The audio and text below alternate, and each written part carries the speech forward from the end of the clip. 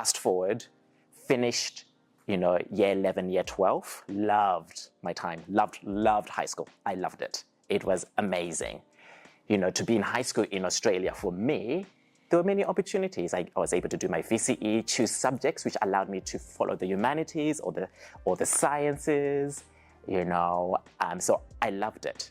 Now, in high school was another turning point. Now, growing up in Zimbabwe, I didn't grow up playing sport. Playing sport is a distraction to studying. You just don't do that. Theater, people have musicals. Going to a musical is in the way of studying. So here I am in high school, and there are all these activities. You can go and, be in a musical. You can go and do basketball and play soccer.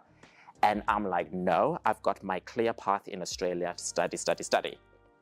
My friend Steve, he would be like, Rugare, there's the musical, Jesus Christ Superstar. Do you want to be in it? I'll be like, yes, but no, I've got to study. It's like, go and try. And then basketball. I remember going to try for basketball and I failed dismally for that. But again, I had this person who was by my side encouraging me to just try. And I was scared because it was like doing something outside my own comfort zone. And I didn't know how would I participate in this and how would that affect my studies. But I learned again to just try. That was one of the things that I learned. University. Just during the Zimbabwean crisis, some of you may have heard of the Zimbabwean crisis, then hyperinflation. The money was completely worthless. My family lost everything, all the pension, all money in the banks were worth nothing whatsoever. My mum would have to travel to South Africa every month, and she had work there. Hyperinflation is happening, so there was no opportunity to go back to Zimbabwe. To go back to Zimbabwe was like a death sentence. And so for me, I had to figure out how am I going to continue my stay. Remember, Andrew is happy for me to be here for only 2 years. And then as an international student, university fees are exorbitant, completely exorbitant. And I'm 18 years old. So my principal at Kingswood College, she asks me, what are you going to be doing for your future? And I'm like, I don't know. Just very stressful. While everybody was celebrating finishing their year 12 and doing schoolies, I'm like, where am I going to end up? Am I going to end up in a detention camp in Zimbabwe, in a re-education camp in Zimbabwe, because the politics were so bad then? That was what I was dealing with as an 18-year-old. And so she said, why don't we share your story in the community? And in that moment, it was like a crossroad. It was like, but so many people have already contributed to my life for the next 2 years. I don't want to, to rely or be a burden. So that was my mindset. I'm a burden. And so I said yes. And so then, there was a newsletter sharing my story. And then from that, a lady came to the school, Margaret Kennedy. And she said she had heard my story and she was asking about how she could help me. And I had just missed out on law school by 0.35 points. And she was like, well, why don't we go and try going to Monash University and see if you can get a place? And I'm thinking she's crazy because in my world, growing up in Zimbabwe, the mindset is if you don't follow the rules, there's no point. So I'm thinking, why is she wasting her time? What influence does she could have?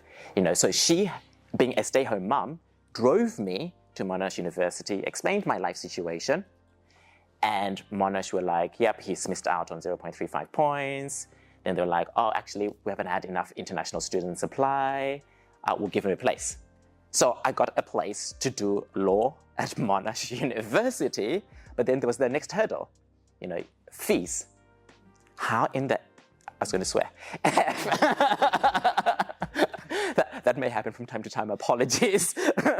How am I going to raise the money? I'm 18 years old. What networks do I have to raise the money to go to university?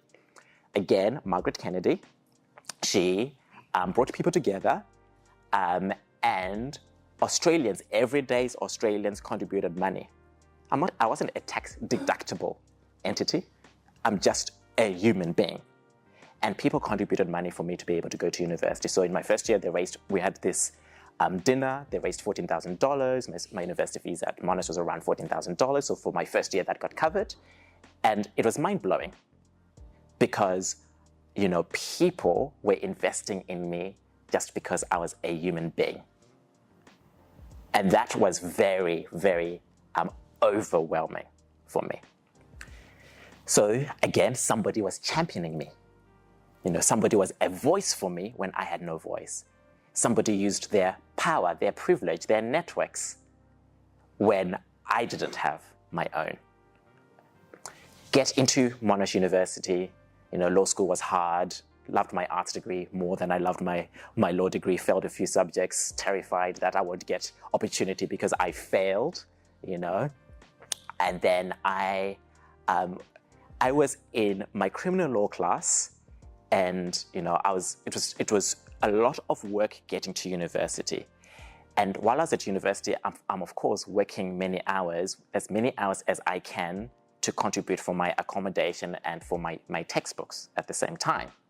And that's really hard work. So I was tired most of the time going to university.